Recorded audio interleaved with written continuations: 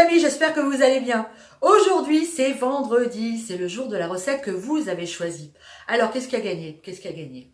Eh ben, c'est le cochon qui a gagné. C'est le rôti de porc qui devance largement, mais très largement, le lapin. C'est dommage parce que ma recette de lapin, elle est aussi sacrément bonne. Mais, j'ai pas dit mon dernier mot. Alors, ce rôti-là, on va l'appeler le rôti Popotorloff. C'est pas une idée à moi, mais je la trouve absolument géniale. C'est Marie E59. Merci Marie pour cette idée de nom de recette qui me l'a suggéré dans un commentaire. J'aime beaucoup quand vous faites des commentaires comme ça, un petit peu pertinents et rigolos. J'adore. Merci à tous d'ailleurs pour vos commentaires. Allez, bah c'est parti, hein, on y va. Allez, la liste des ingrédients. Pour cette recette, la base, c'est un joli rôti de porc. Celui-ci fait 1 kg.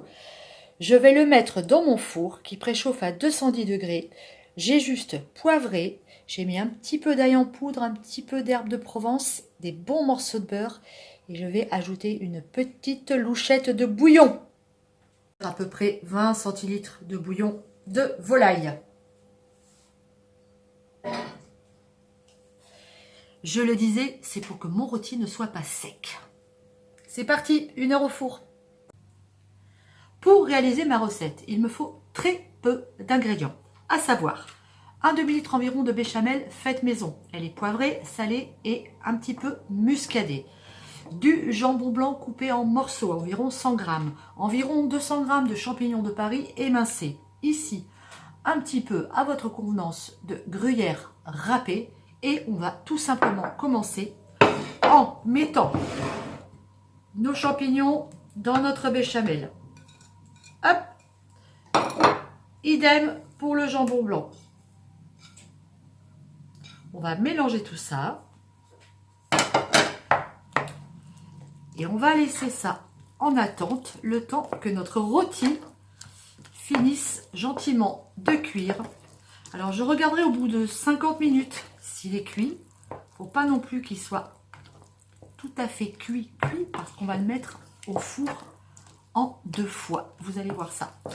On va laisser ça en attente. Ok, c'est encore chaud. J'ai sorti mon rôti au bout de 50 minutes. Maintenant, je vais le sortir de ce plat et je vais le couper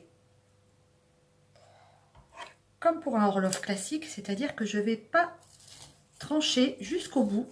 Je vais m'arrêter juste avant. Là, vous voyez, il est encore un tout petit peu rosé. On le voit ici. C'est parfait. On va faire des tranches fines.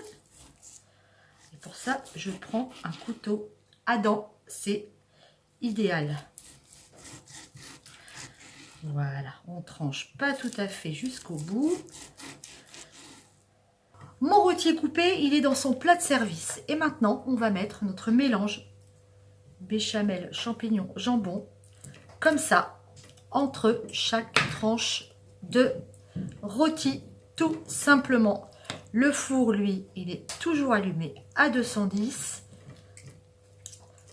On farcit bien notre rôti.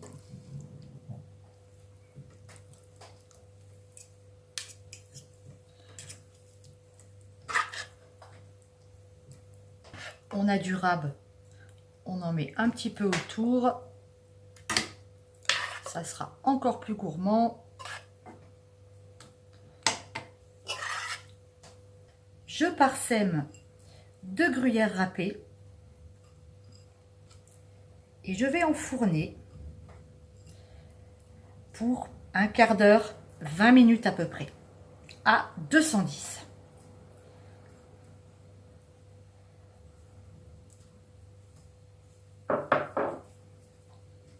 Allez au four! Et voilà, le rôti est cuit, sorti du four, tout chaud. Ça va être un régal. Alors, vous pouvez le manger avec des pommes de terre cuites à l'eau ou alors avec du riz. C'est ce que nous, on va faire. Voilà, la recette du rôti Popotorloff est terminée. J'espère qu'elle vous a plu et que vous allez la refaire à la maison. Si vous la refaites, surtout, dites-le moi dans les commentaires. C'est toujours bien de savoir ce que vous avez pensé des recettes que je vous propose. Pour la semaine prochaine, Ça y est, on sera au printemps. Enfin, le printemps est arrivé, la belle saison. Je vous propose une recette au choix de tartes. On va partir du haut de la France, on va partir d'Alsace et on va s'essayer à la Flamencuche. Ou alors on va redescendre dans le sud-est de la France, à Nice. Et là, je vous propose de vous faire une pissaladière. À vous de choisir. En attendant, je vous souhaite un excellent week-end. Et puis, je vous dis à la semaine prochaine pour d'autres recettes et d'autres vidéos avec Popote et Potager. Ciao!